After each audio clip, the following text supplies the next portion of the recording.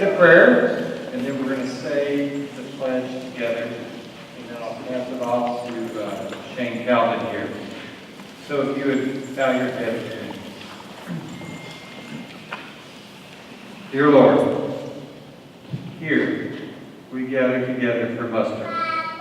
We are grateful that we are not alone in this life.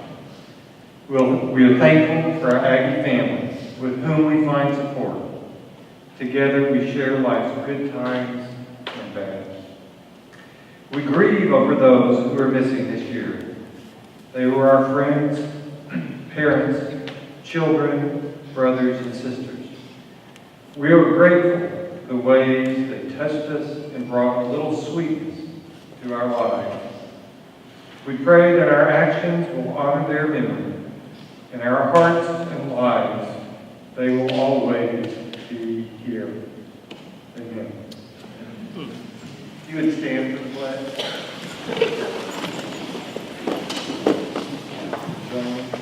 I pledge allegiance to the flag of the United States of America and to the republic for which it stands, one nation, under God, indivisible, with liberty and justice for all.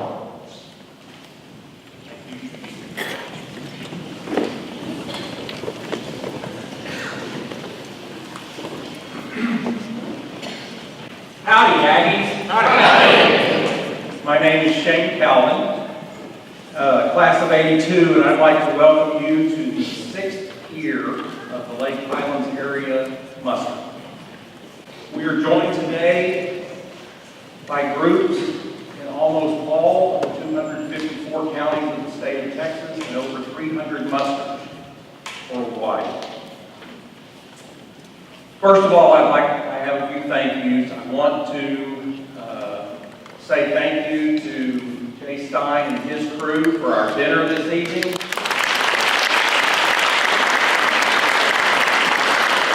Jay has been part of our muster, I believe, all 6 years. And it's never easy to move an event. This is the first year for the Lake Highlands muster to be at this location. But the organization committee would like to thank the Skillman Church of Christ for hosting us this evening, with specific thanks to Jake Jacobson and Vicki Bright for their hospitality and their welcome. The committee has really appreciated that.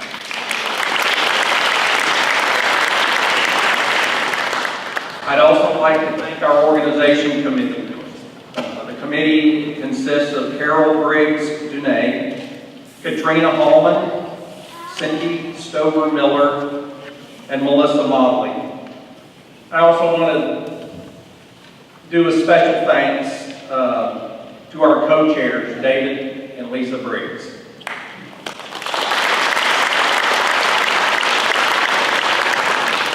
David and Lisa started working on this muster over 6 years ago.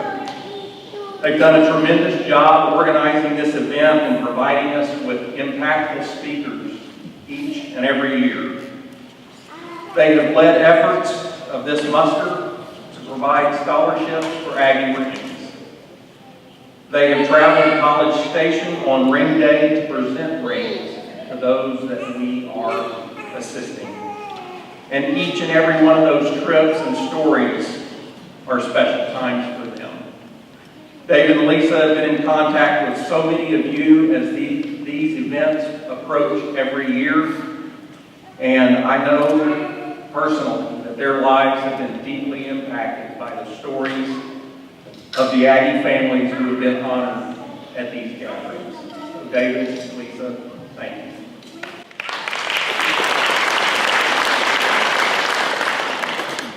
So a little bit about our audience. I guess I'll start with the 1980s, since that's when I graduated. If you graduated in the 80s or earlier, would you please raise your hand? Okay, keep them raised. If you graduated in the 70s or earlier, 70s or earlier, 60s or earlier, 50s or earlier. Okay, you have some in the 40s. That's great. Thank you very much.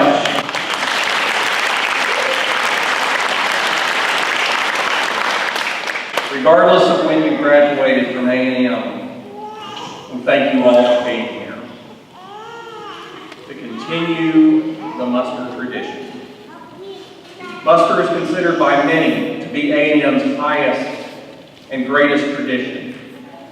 Universities are a source of pride to people, but as many can say, they're also places of some of our longest lasting and deepest relationships. And Muster reinforces that camaraderie every year. And it keeps alive the Aggie spirit, connecting hundreds of thousands of former students and current students. Since its founding in 1876, A&M has produced over 496,000 former students. Approximately 450,000 of those are still alive, and each carry part of the Aggie spirit with them. And although A&M may change, as it has over the years, the spirit of Aggie Land continues to unite current and former students. It's the spirit that can never be told that we celebrate tonight, and that which separates Texas A&M from every other university. The roots of Muster go back to June 1883. At the first annual gathering of Aggies, former students got together to recall their days of college. By 1903, this annual gathering had evolved into a celebration of Texas Independence Day on April 21st, and a roll of former students in attendance was called. In 1922, April 21st was officially recognized as the day of this annual gathering of Aggies, and thus the official tradition began.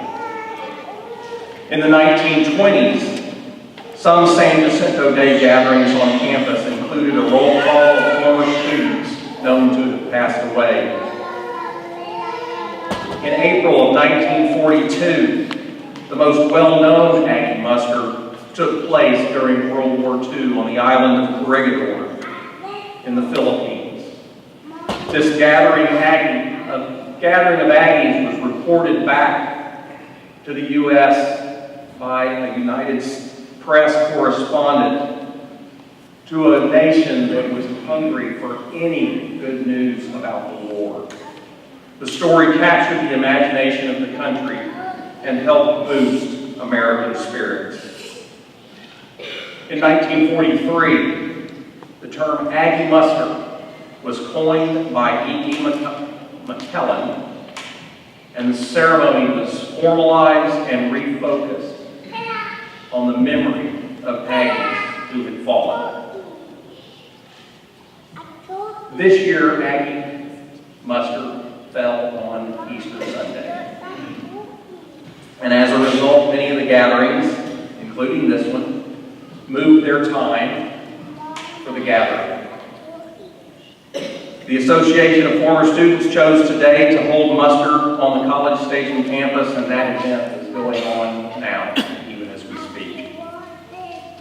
This marks only the 4th time that muster and Easter have occurred on the same day. Those years were 1935, 1946, and 1957. And for those of you that plan ahead, this will happen again April 21st, 2030. So I'd like to tell you a little bit about one of those musters. In 1946, the muster on campus was a special event.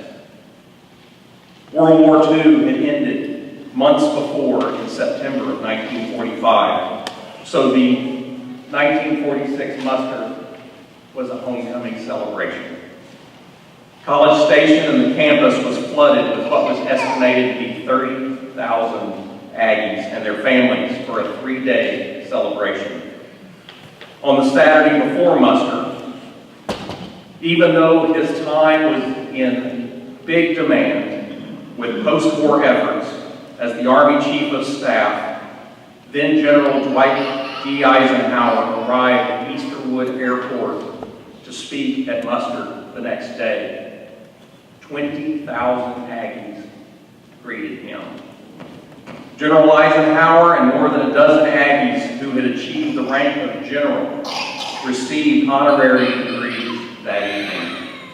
The Association of Former Students announced a gift of $48,000 to help build a Memorial Student Center, as well as a $50,000 fund to help educate the children of veterans. On Sunday morning, April 21st, 10,000 gathered at Kyle Field to hear Eisenhower speak. In his speech, he spoke of those Aggies who had fought with and for him.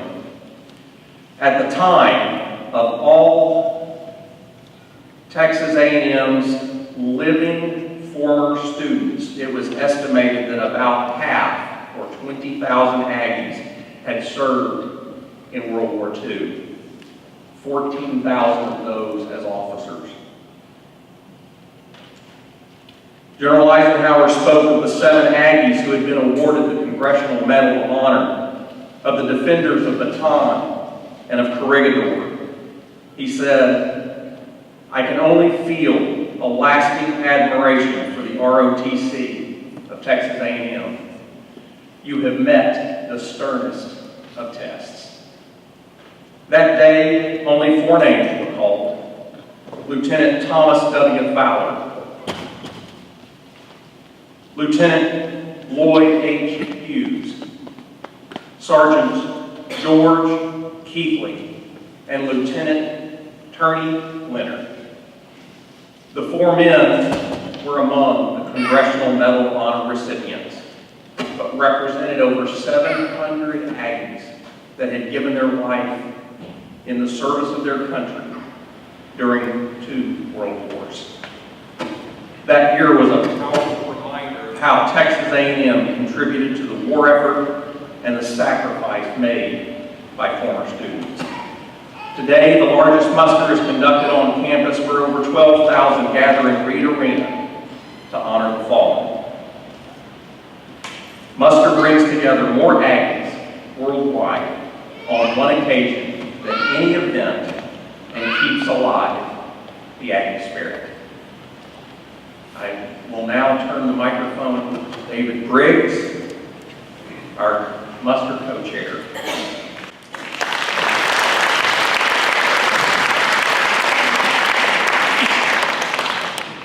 Thanks, Shane. I'd also like to recognize Shane Calvin. Shane's on the muster committee and does a fantastic job as master of ceremony. We appreciate him as well. He's also an elder in this church, so he was instrumental in helping us move to this location. So this year we honor several Aggies who have attended this muster in the past. You know, that's the muster tradition. We share a few stories and memories of Aggie land. And then also the assurance that one day our name will be called. And someone, a family, a friend, a classmate, will answer here on our behalf. Every year, it's our honor to be muster chair for this muster. It cost us about $1,500 to put this event on. We pay the church, we have tablecloths, we have centerpieces with flowers. We do our best to try to keep the cost down to a bare minimum. We also have some really gracious friends that help us out and try to underwrite some of the cost. What we do here at Lake Highlands Muster is any money we have left over after all expenses are paid, we send a check to the Association of Former Students for a ring scholarship. In the past 5 years, we've awarded 8 ring scholarships. 4 women, 4 men. I had the privilege last Friday, a week ago Friday, attending Ring Day in College Station. I tell you, it's an absolute blast to go to Ring Day. You have yell leaders leading us in Beat the Hell Out of 90 Hours. You have moms and dads and family and classmates and roommates all gathered around, recognizing their friends and loved ones to get their ring. It's an absolute privilege to do so.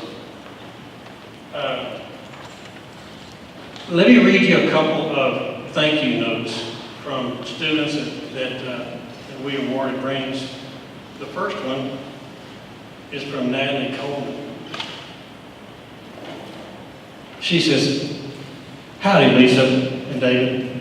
My name is Natalie Coleman, and I'm a third-year civil engineering student. I would like to personally thank you for your contribution to the Lake Highlands Muster Scholarship. Because of your generosity, I was able to receive my ring from the November session. The Aggie ring is extremely important because it symbolizes the hard work I have dedicated towards my college education and my connection to the Aggie family. Thank you once again." Next one is, "Dear Lisa and David and the Lake Highlands Muster, thank you so much for your generosity in funding the Aggie Ring Scholarship that I've been blessed with. It means so much to me and my family that I've been a recipient of this award, and I am so excited to finally have earned my very own ring. I'm a first-generation Aggie, so I didn't grow up knowing any Aggie traditions of what the Aggie ring was. But when I came for a college tour as a high school senior, I knew not only that I wanted to graduate from Texas A&M, but I wanted to be able to one day own my very own ring. To let you know a little bit about me, I'm a junior accounting major from Keller, Texas. I was recently accepted into the master's program, the professional program of accounting, and I currently serve as the president of my business fraternity, Phi Beta Lambda. My experience in time here at A&M has been amazing, and I want to thank you for being a part of it and helping it to be so great. Receiving my Aggie ring is such an honor. I am so grateful to be a part of the Aggie Network."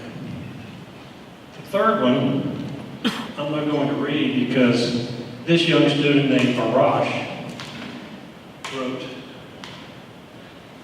a 2-page typewritten letter. And it just bellows of his excitement for A&M. But I wanted to read the last couple sentences of his letter. He's also a 3.98 grade point average in electrical engineering. I think if I had a 3.98, you'd have to multiply it by 2. Ultimately, being an Aggie made me a better person. The quality of education I received from the electrical engineering department prepared me to work in top tech companies. Aggie values like respect, integrity, and loyalty have been evident ever since my arrival at College Station. And then the last sentence is, "Now thanks to your generous contribution, I can have the opportunity to express my pride being an Aggie in the form of wearing an Aggie ring." You know, the Aggie student is the best and brightest this country has to offer. And I'm so excited when I meet and read letters like this and meet young students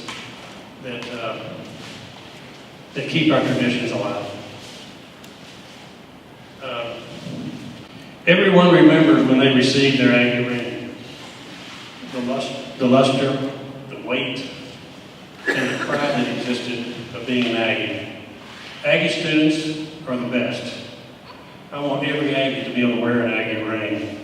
If you would like to participate in a ring scholarship, you're participating by being here, but if you'd like to participate above and beyond your ticket price here, there is a wicker basket on the registration table with some envelopes. If you'd like to donate to a ring scholarship, directly to a ring scholarship with other Aggies from the Lake Highlands area, you're free to do so through that way. Whether it's $20, $200, you are welcome to be a part of awarding an Aggie ring. The other thing that we've done the last couple of years that's really been popular, we've done what we call Stories of Aggie Land. And I'll give you a couple minutes, but these are stories that maybe from campus, your time on campus, maybe your first time at Kyle Field, maybe you proposed to your wife under the century tree, maybe you had a memory from a court trip, maybe you had a memory from a volunteer event. All these things, I just want to, I have a Rod's microphone, and if you have a story, maybe keep 2 or 3 minutes now. But if you have a story you would like to share, I would like to give you an opportunity to kind of give you that time available if you want to. Would anybody?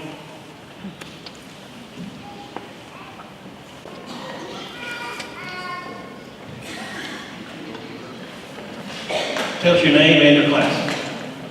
Bill Finn, class of 55.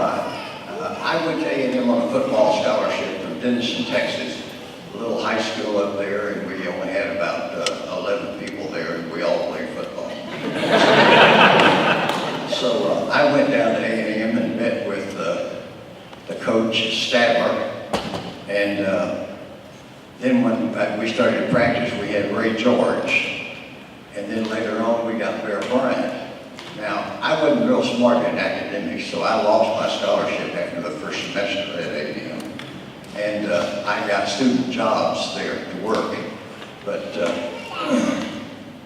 when Bear Bryant came, I was on the scrub team. I would still go out after working and work out with the varsity and play with them and sub and whatnot. Well, one evening, Bear Bryant and all his coaches were down at the end of the field, and that's where all the football players would go. It's down in the evening time. We had 2 football fields just to the west of Kyle Field, and they had lights on at night, and the fields were kind of caved over like this. They were so that the water would run off into the gutters. Well, at the end, it also had the kind of ditch at the end as well. So the lights are on, it's dinner time, and we're tired, but we're going to run some wind sprints, Bear Bryant said. So they would blow the whistle, and we'd go down 20 yards, stop, and did 3-point stands, and then they'd blow the whistle. We had line after line after line. Well, we did this the first time and came down. We're really dragging, our tongues are hanging out now. And we go down for the second time, and I noticed when we came back, a lot of the guys that went down there didn't come back with us. Well, Bear Bryant was smarter than all of us, because he must have been counting. He knew that he sent 50 guys down there and 40 came back. So what happened to the other 10 or 15 or 20? They're down at the end of the field, laying down in this ditch thing, in shadows, so nobody could see them. And they didn't think the coaches could see them. Well, Bear Bryant went down there and raised a lot of hell. We went in and changed clothes and went to Sabisa Dining Hall for dinner, and they're still out there running wind sprints. The other big story that I had was I was a secretary to Mr. Bob Murray, Assistant Dean of Men, and the reason I was with him is because I got in trouble and I got to meet the Assistant Dean of Men several times. And I was his secretary, so I sat outside of his office and I helped the students that got traffic tickets and parking tickets and things like that that he didn't worry about. This gentleman would show up and he would say, "Is Bob in?" I'd say, "Yes, sir." He said, "Tell him I'm here." So I go into Mr. Murray and say, "Mr. Murray, there's a guy out here. He was to see you." So Mr. Murray would get him to come out and say, "Oh yeah, Bill, we're going for coffee and we'll be back in a few minutes." So they left, came back. He said, "Bill, did you know who that guy was?" I said, "No, sir, I didn't." And the guy's name was the guy that went up the mountain, up the hill at World War II, Earl Rudder, General Earl Rudder. He used to come over when he was in town, and he'd come by and pick up Mr. Murray, because Mr. Murray was in the Battle of the Bulge, and that's where they got to meet each other, I guess. So I got to see Earl Rudder before I knew who he was.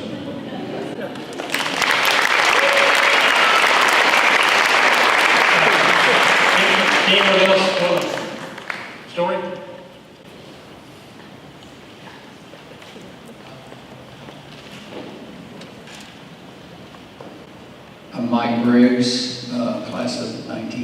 60, and his uncle. This is my daughter, Karen, who has 3 of my Aggie grandkids that she's taken care of. And we started a legacy. Any of you have that to do? I know when I first started realizing my grandkids might want to go there, I checked to see, I said, how does this work? Since my brother went and I went, do we get some kind of special deal that says, no, we're not allowed anymore to do that. You gotta do it on your own. I said, oh gosh. So we, fortunately, 5 of them got to go. So that's been kind of a thrill in my life to have that. But that wasn't what I was going to tell you about. I was going to tell you, I came in tonight and I ran into a guy who was on the swimming team with me at A&M. And I hadn't seen him since those days. And John, where are you anyway? Oh, there he is, right there. He looks a little different than I remember him, but he's still in good shape. And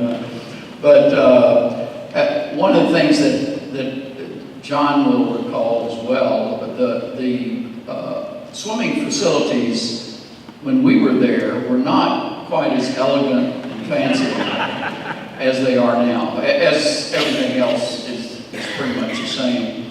And one of the interesting things that we had to be taught when we first went there to the natatorium was that the plumbing had some special characteristics that you had to be aware of.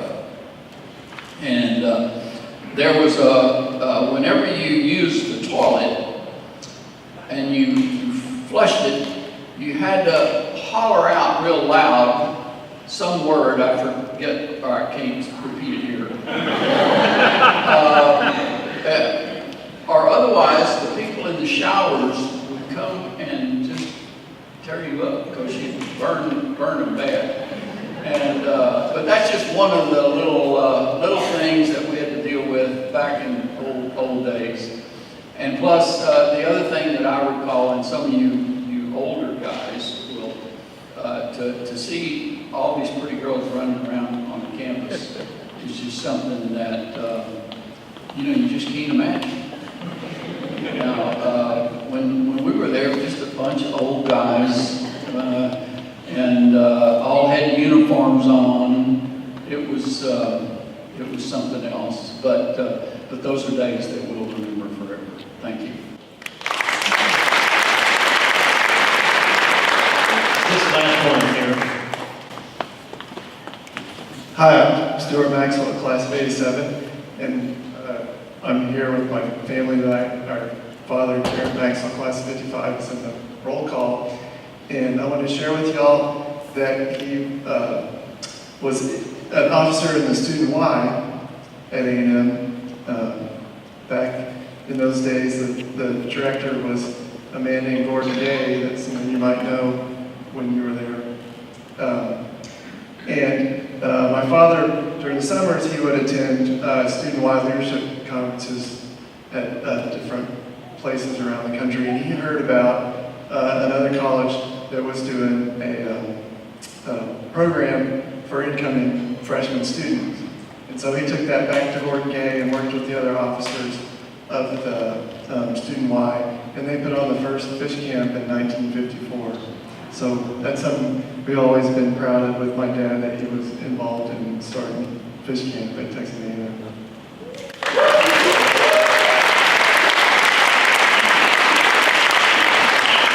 Thank you guys for sharing those stories. Those are really neat. I appreciate them very much, hearing the memories back then.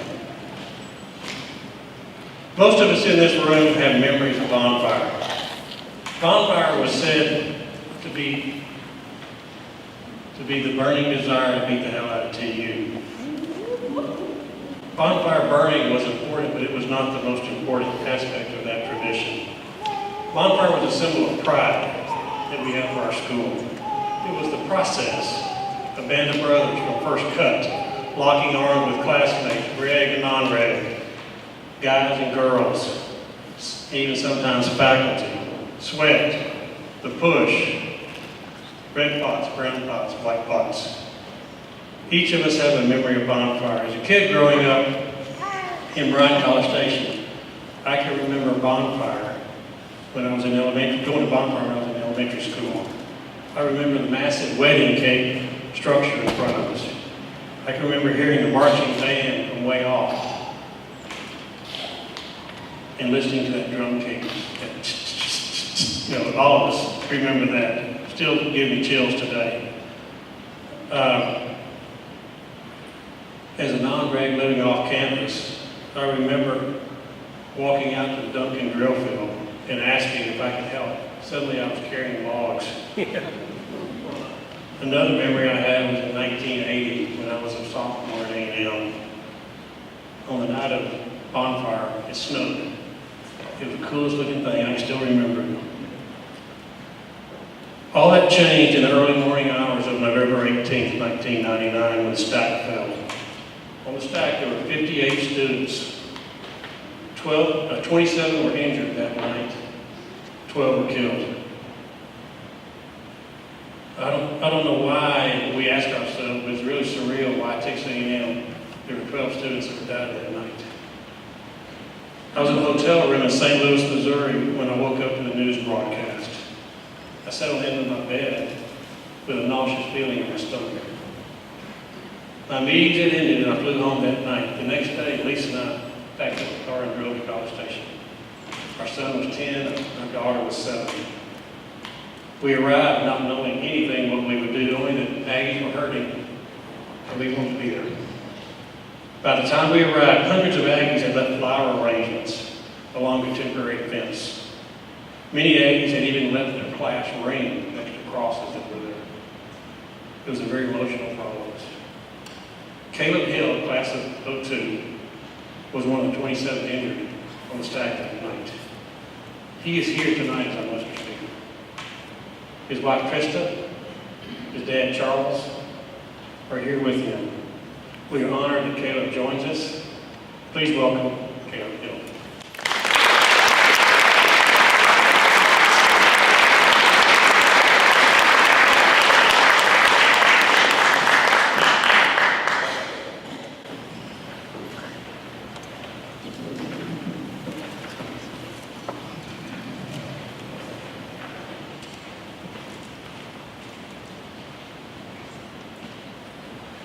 Thank you all for coming. I'll ask you to bear with me. I am not a public speaker, but when David's father originally asked me to speak on this, I knew I couldn't say no.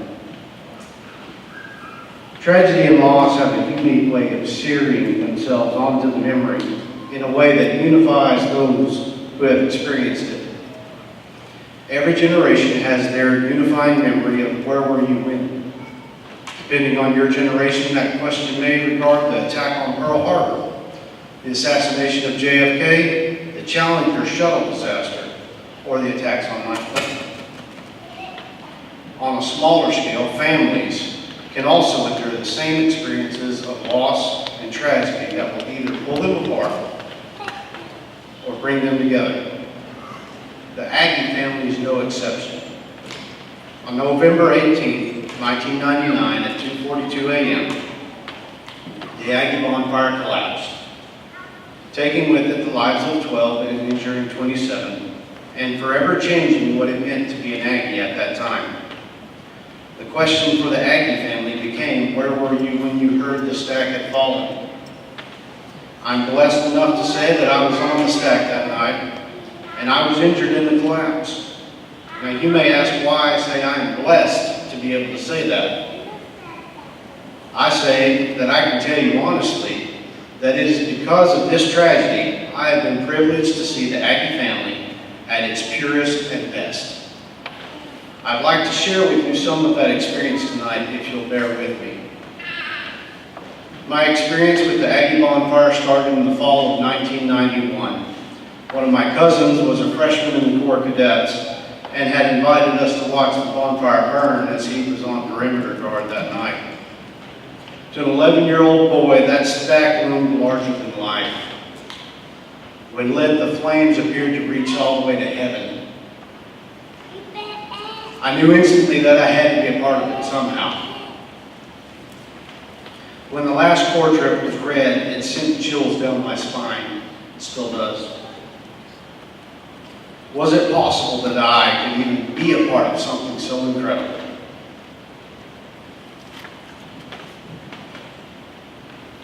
In '96, my older brother was a sophomore in the Corps Cadets. I was able to attend father-son cut with him.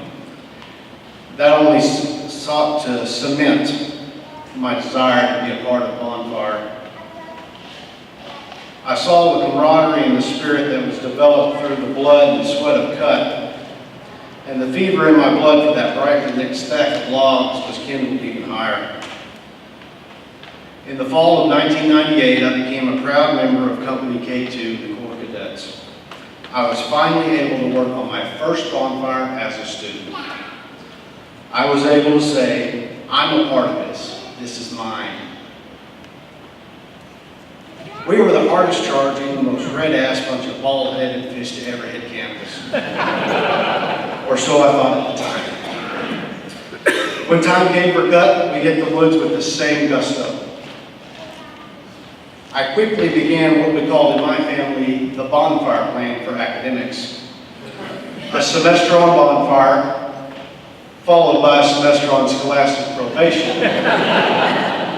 so that we could pull our grades back up enough to stick around long enough to build the next one.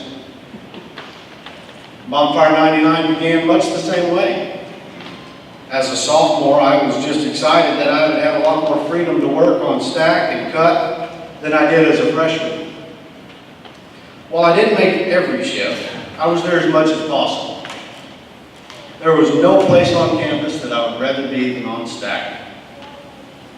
Wiring in a log or hauling for another, splicing the center pole or guarding the perimeter, or even carrying logs into the stack, I lived and breathed bonfire.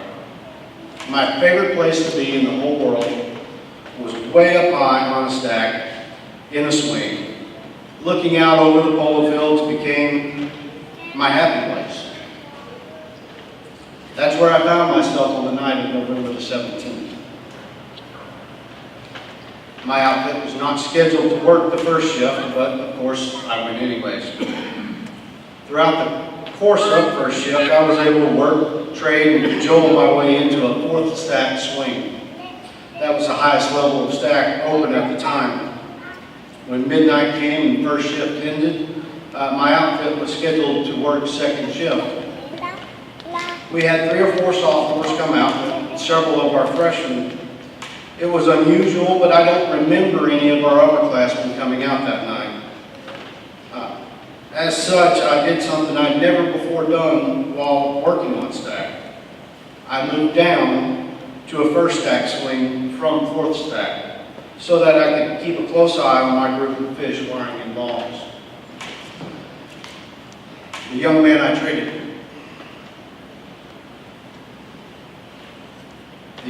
traded places with was not as fortunate as I was.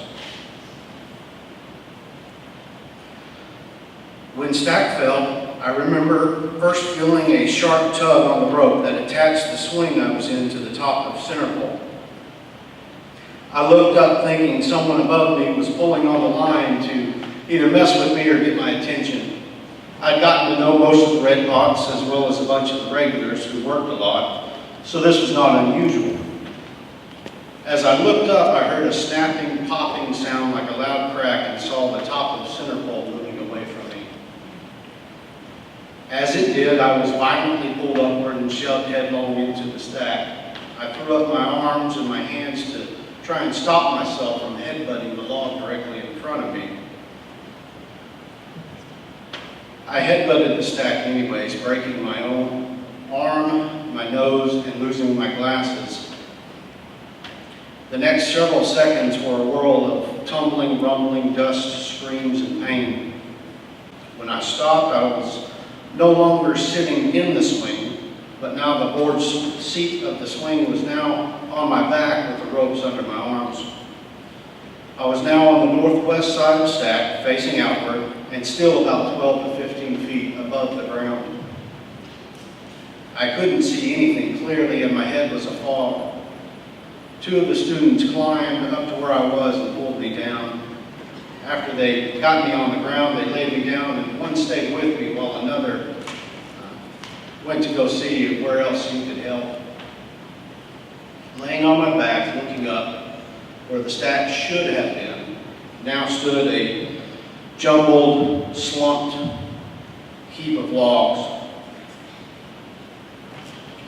I started to get an idea of what had happened. The air was filled with dust and the cries of the injured and frantic calls of the Aggies looking for the lost, the wounded, and trapped. I began to weep. As shock set in, I began to shiver violently. The Aggie who had stayed with me after pulling me off stack literally gave me the shirt off his back to try and keep me warm. Regrettably, I still don't know his name. At some point, one of the other sophomores from my outfit found me and told me that they were working to find all of our freshmen, but they hadn't been able to yet. I was later to find out that one of them had broken both of his wrists and that another, Christopher Hurd, would be among the 12 to die. It took me years to come to terms with the fact that he had died on my watch.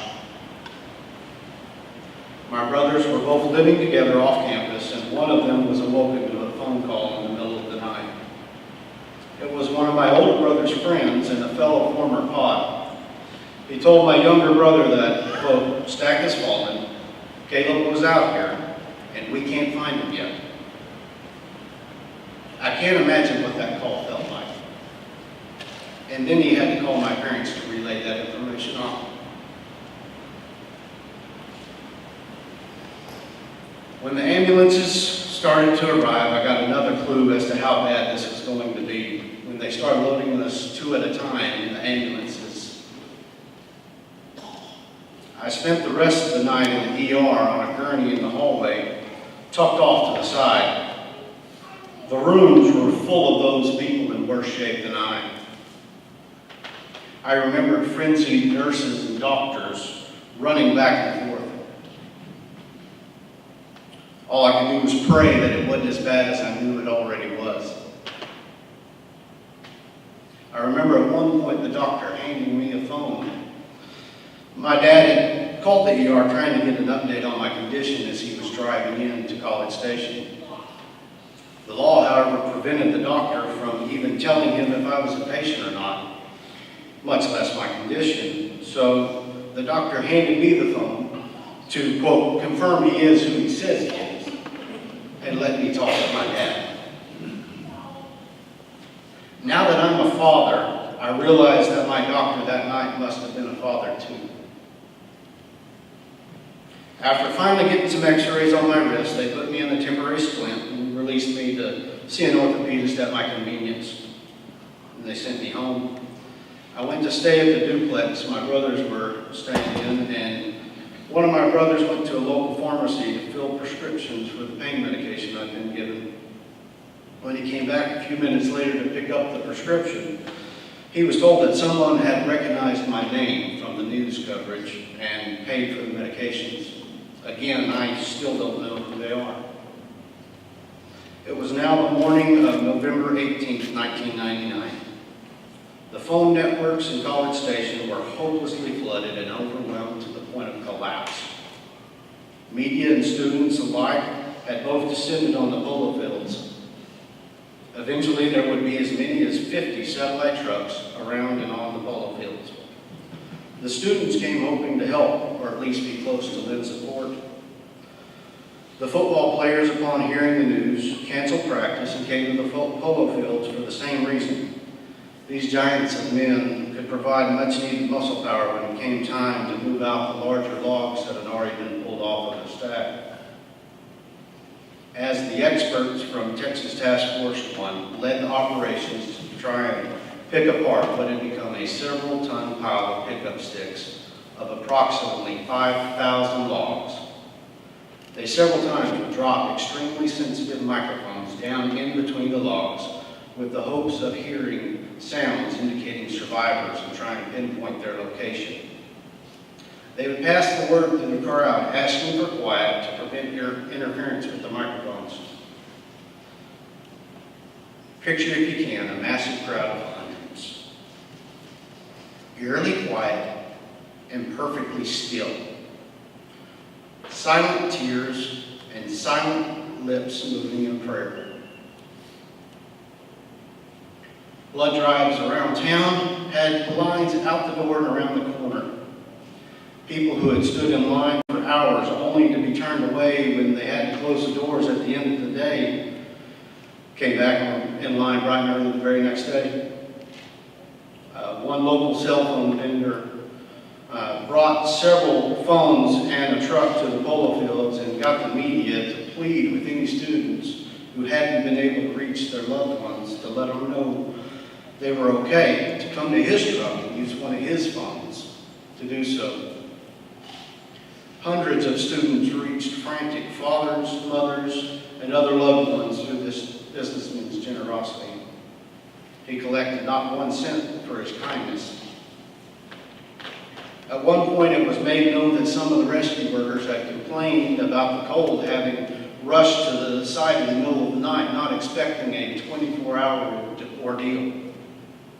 Approximately 500 sweatshirts were delivered to the site. Whether requesting food, chainsaws, or any other item, the community provided in abundance. At noon, the students held an impromptu prayer service at Rudder Fountain. An official memorial service was held less than 17 hours after the collapse. Over 16,000 mourners, including then Texas Governor Rick Perry, packed Reed Arena to pay tribute to those who died and who had spent all day trying to rescue the injured. At the end of the service, as A&M President Ray Bowen presented roses to the families of the dead and injured students, the crowd spontaneously stood in silence, linking arms with those standing next to them before quietly singing Amazing Grace. Only after all the rescue workers and family members of the injured and deceased had left did the facility empty of the audience. On November 25th, 1999, the date the bonfire would have burned, Aggies instead held a vigil and remembrance ceremony. Over 40,000 people lit candles and observed up to 2 hours of silence at the site before walking to Kyle Field for yell practice. At the stadium, mourners spontaneously relit their candles as the Parsons Mounted Cavalry fired the Aggie cannon 12 times, one for each victim. Former President George H.W. Bush and his wife Barbara, then Texas Governor George W. Bush and his wife Laura attended the remembrance ceremony. The perimeter fence that had been put up around the site became an impromptu memorial, as did the flagpole at the academic building. 31 Aggies in total left their rings at the base of the flagpole. Jeff Whiting, class of 2000, was the first and left a note with it that read, "To our fallen Aggies, I want you all to wear my ring today. Since you who have passed away will never get to experience the joy and happiness I was fortunate enough to feel, I want you all to have my ring for a while. You will remain in our hearts forever." These rings were later all returned to their owners. However, one ring was found while collecting and cataloging the more than 5,000 items that had been left at the perimeter fence. It had been wired to a cross that was left at the fence. The owner of this ring, however, had carefully and painstakingly scratched out his name from the inside of the ring. He did this to ensure that this ring would eternally be for those who would never get to wear theirs. This ring is now on display at the Clayton W. Williams Jr. Alumni Center. on the back of the Aggie ring collection on the Neely mezzanine. These are just a few of the countless examples of the Aggie family acting like only a family can. They reached out and held each other as we wept, lifted each other up when at our lowest, and sought out any way possible to ease the pain for their loved ones. This is what it means to be an Aggie, what it means to be in the Aggie family, and why we gather once a year to answer here for our comrades who have gone ahead of us.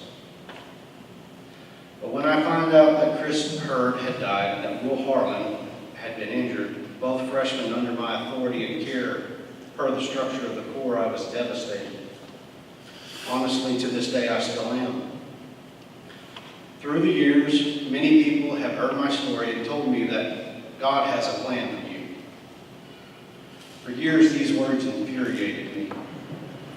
Why was it that God had a plan for my life when 12 young Aggies with far more promising giftings to their nature had died? Why had I not died, and why had they not lived? I tried my best to present the face of one grateful for his very existence.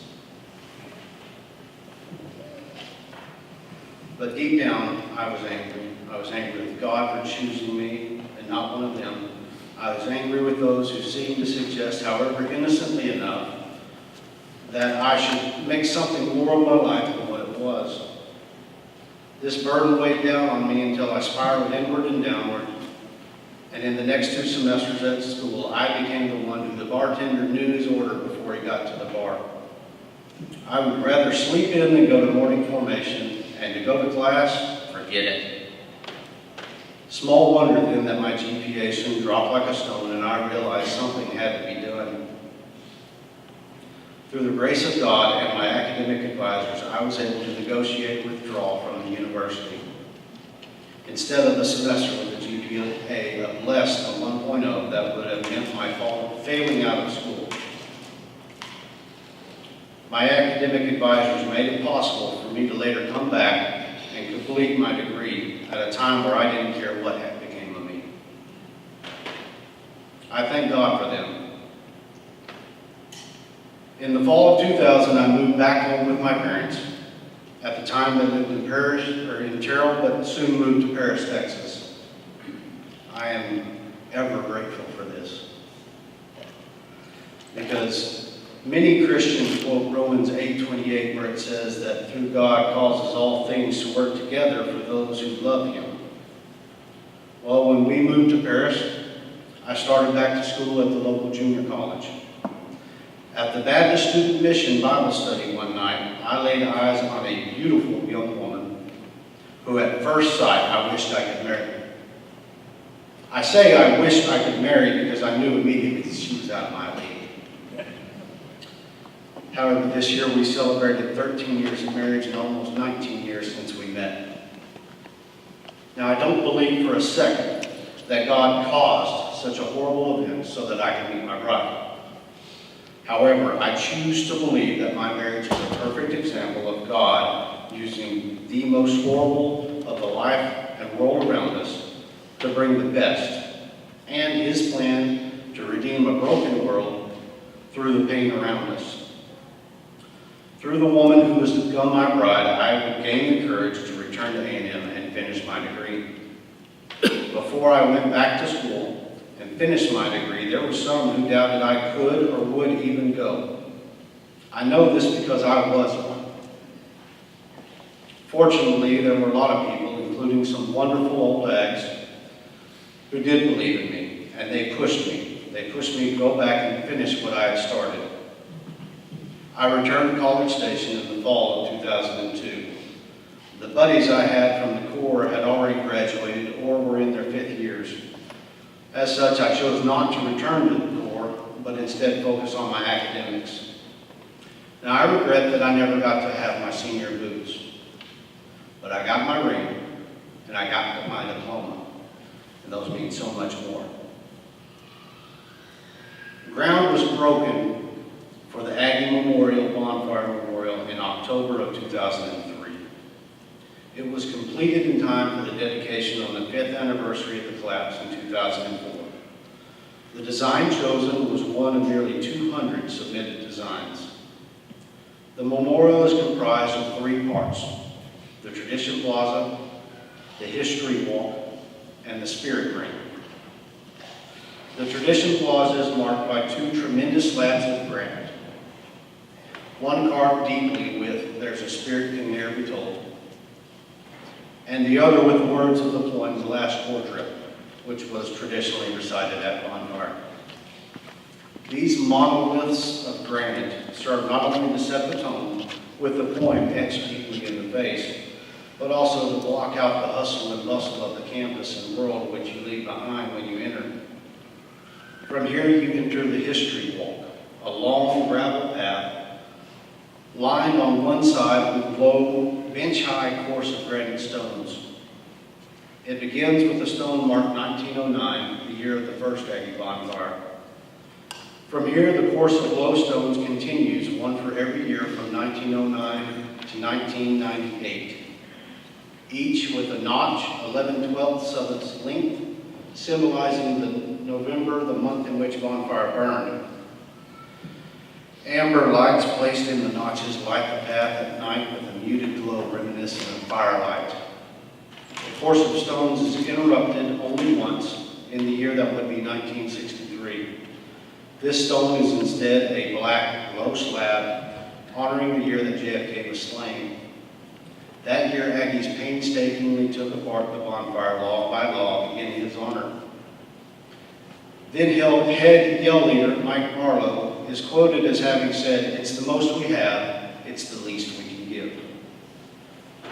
The stones which mark the years of 1955, 1982, and 1996 are marred with a bronze plaque, just as those years were marred with the loss of the life of a student working on bonfire. Next comes the Spirit Ring. This is what the architect and designer of the memorial referred to as the real memorial. This 170-foot diameter ring of granite stones consists of 27 stones with bronze markers to remember the 27 students who were injured.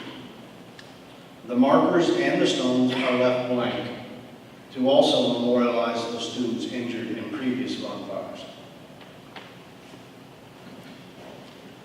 The markers and stones are completed by 12 portals, each stone portal standing 16 feet tall, like some doorway for a giant, only fitting considering the giant legacy left behind by each of these 12. Within the stone portal stands a smaller 12-foot bronze portal. Each bronze portal is emblazoned with the portrait, the signature, the class year, and several quotes of and about each of the 12 Aggies lost that horrid night in 1999. This ring of stones stands where the perimeter fence stood every year around Stack. Within this ring lies a field of green grass, and at its center a simple marker marking where Centerville stood for so many years. An 18-inch circle of stone marked simply with the date 11/18/1999 and the time of 2:42 a.m. Around its edge are 12 notches. If one were to take the time and follow one of these notches outward, you would travel through a portal memorializing one of the 12 fallen. If you were to continue this line, you would eventually come to the hometown of that individual. It is no coincidence that you cannot reach the center marker of this memorial except via one of these massive portals. For in the moment that we enter the portal, we stand in the gap for the individual who was taken from us that night. In much the same way that we gather every April and stand ready to enter here for those who have been taken from us in the previous year. All that to say, if you have not been there, I urge you to go see it for yourself. If you can go sometime in the fall, when the weather is starting to turn, so much the better. If you manage to be out there on a cold November morning with a light rain, the rain may well serve to hide tears. But if you go on November 18th at 2:42 a.m., do not expect to go alone. And if you happen to find me there that night, and if we happen to meet, and I cannot look you in the eye, forgive me. My eyes are still full of tears as I try my best to live up to 12 lives and create a legacy with my own life, of which they would be proud. In the end, the best I can do is continue to answer here.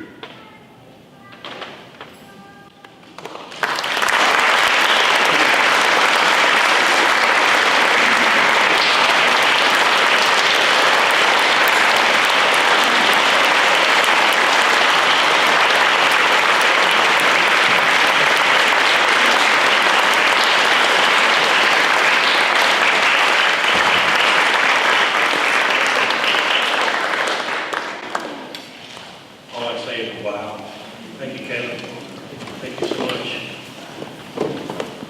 I want to cap Taylor's talk with a poem that was written. My dad wrote this poem several years ago after we both watched.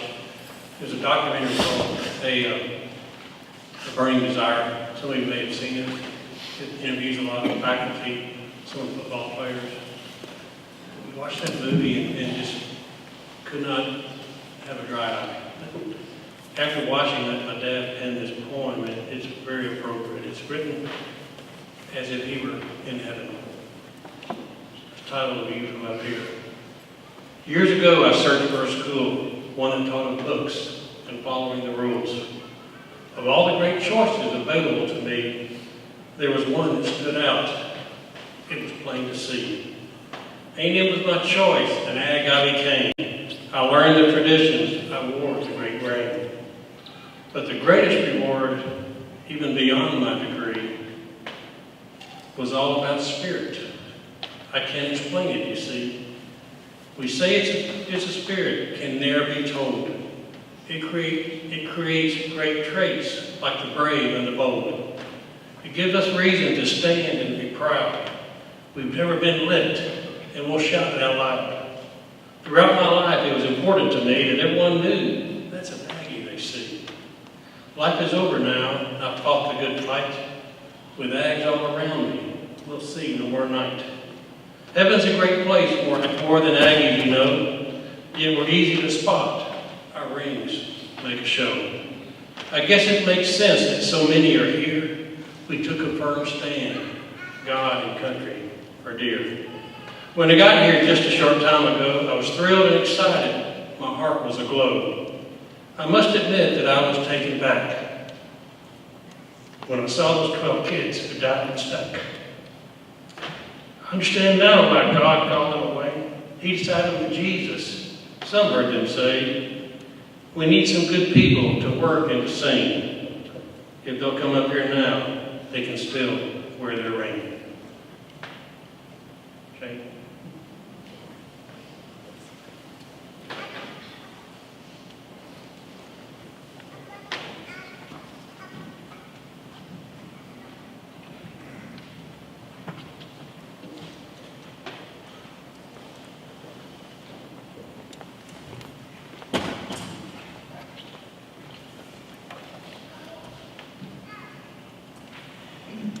It was the fall of 1950. P.H. Duval Jr. sat in a class surrounded by many empty desks and a very irritated professor. The professor expressed his deep frustration that several of Duval's fellow members of the Corps of Cadets had yet again left days early for an away football game. The professor groused, if you guys were going on a one-way trip to hell, you'd leave a week early. Somewhat annoyed at the professor's lack of enthusiasm for his fellow students' choices, Duval got to thinking and penned the poem, The Last Corps Trip. This poem has become an iconic part of Aggie tradition, and we read it this evening as part of Muster tradition to honor passed away. The last portrait. It was Judgment Day in Aggieland, and tenseness filled the air. All knew there was a trip at hand, but not a soul knew where. Assembled on the drill field was the world-renowned 12th man, the entire fighting Aggie team, and the famous Aggie band. And out in front, with royal guard, the reviewing party stood. St. Peter and his angel staff were choosing bad from good. First, he surveyed the Aggie team, and in terms of an angel swore, "By Jove, I do believe I've seen this gallant group before. I've seen them play since way back when, and they've always had the grit. I've seen them lose, and I've seen them win, but I've never seen them quit. No need for us to tarry here deciding on their fates. 'Tis plain as the halo on my head that they've opened heaven's gates." And when the 12th man heard this, they let out a mighty yell that echoed clear to heaven and shook the gates of hell. "And what group is this upon the side?" St. Peter asked his aide, "that swelled as if to burst with pride when we our judgment made?"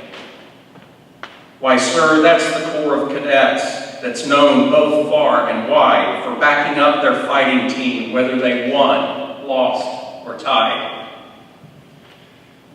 "Well then," St. Peter said, "it's very plain to me that within the realms of heaven they should spend eternity, and have the Texas Aggie band at once commence to play, for their fates too we must decide upon this crucial day."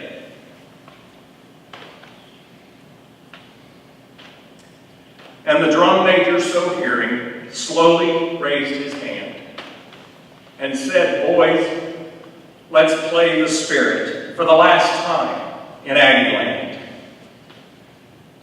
And the band poured forth the anthem in notes both bright and clear, and 10,000 Aggie voices sang the song they hold so dear.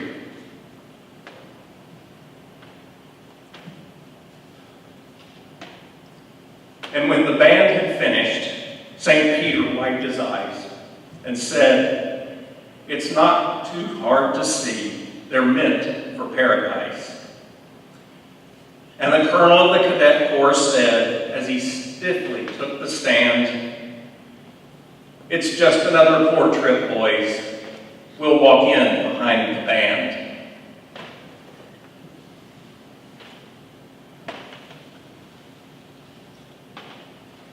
In the roll call of the absent, we honor the memory of fellow A&M men and women whose death prevents their answering roll call at this annual muster.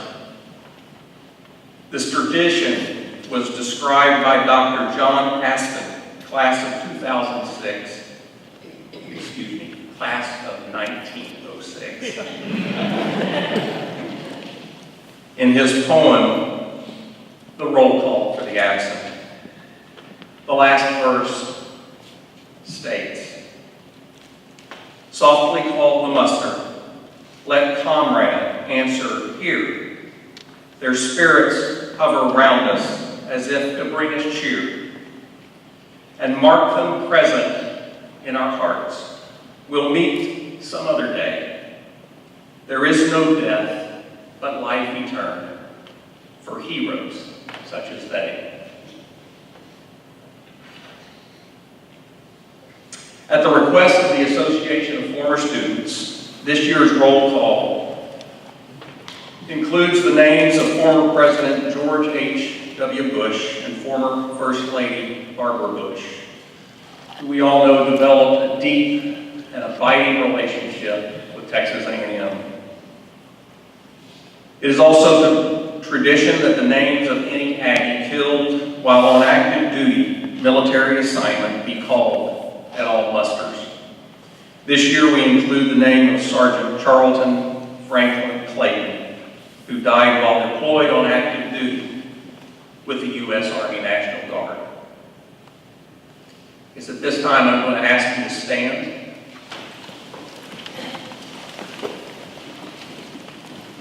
As each name is called,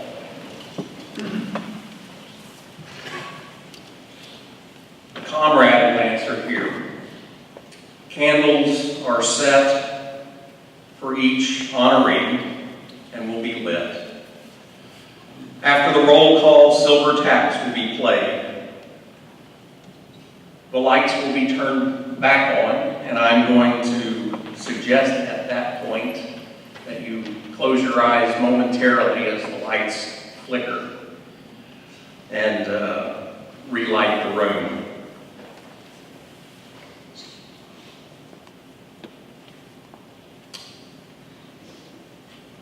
So if we, thank you.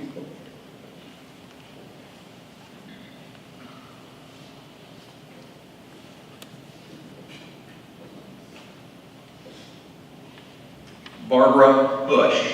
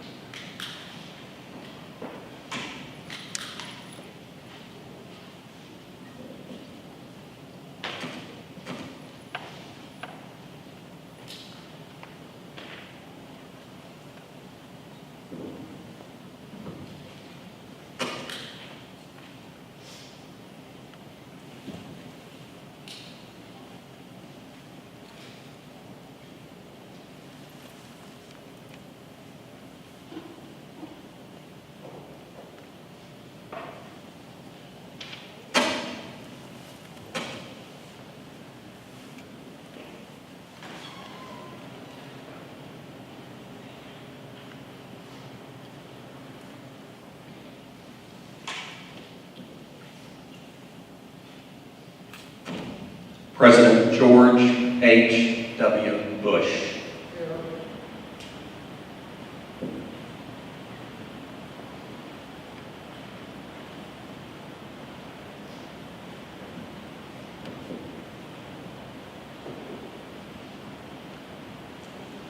Sergeant Charlton Franklin Clayton, class of 07. Here.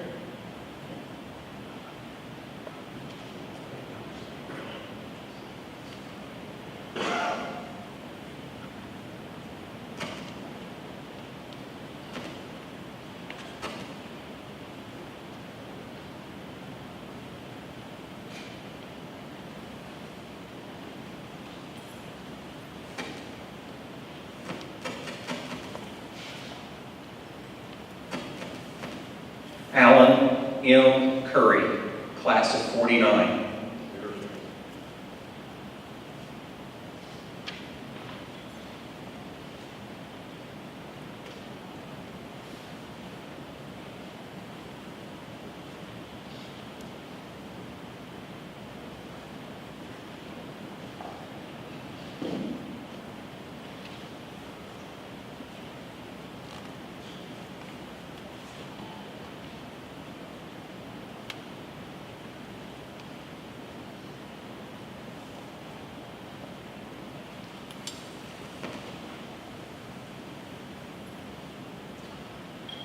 Rick Bolden, class of 79.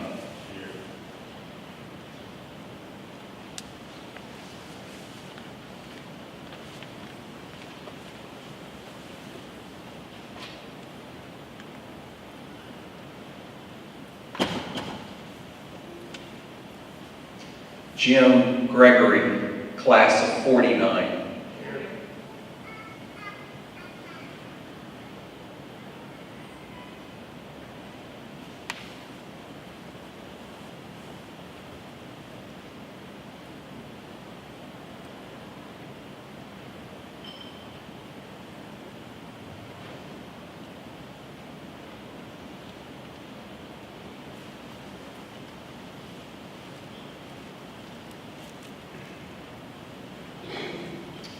Robert Lockett, class of 57.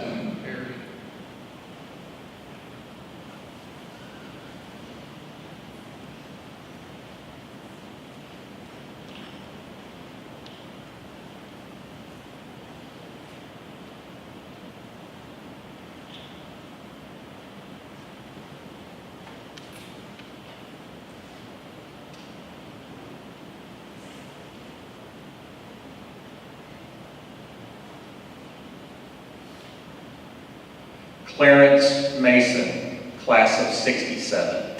Here.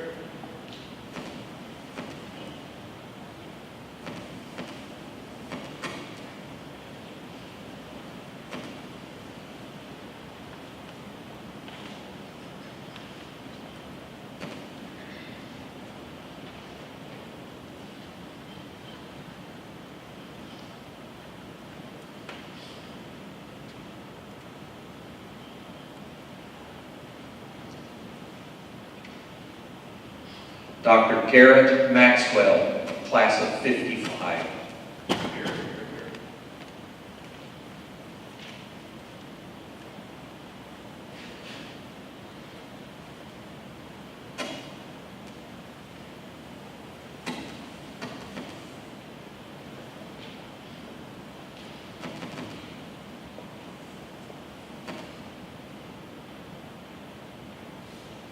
James McBride, class of 62. Here.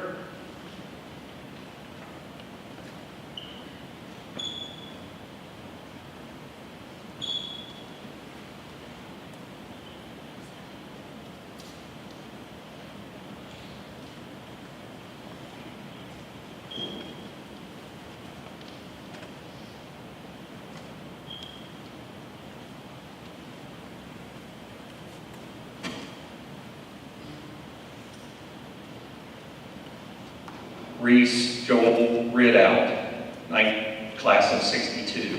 Here.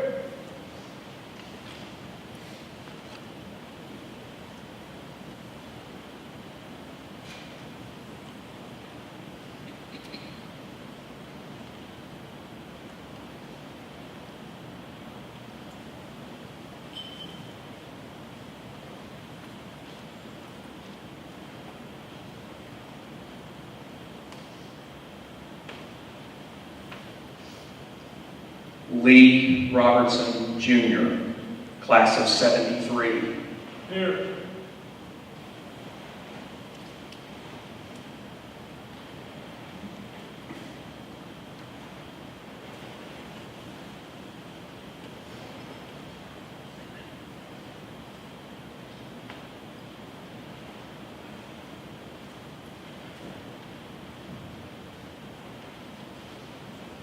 Rudy Schubert, class of 1959. Here.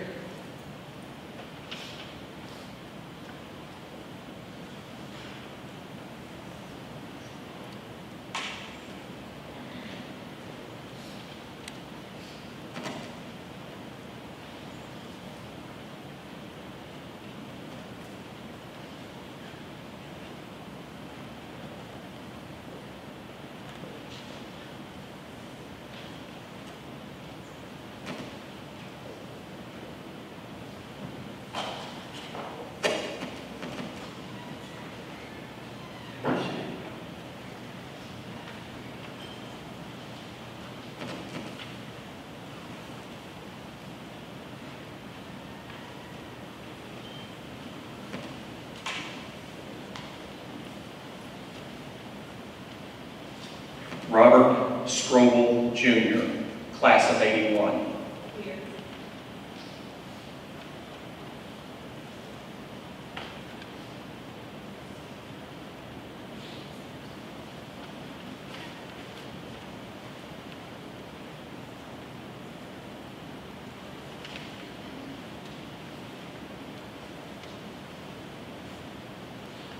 John Withers, class of 1957. Here.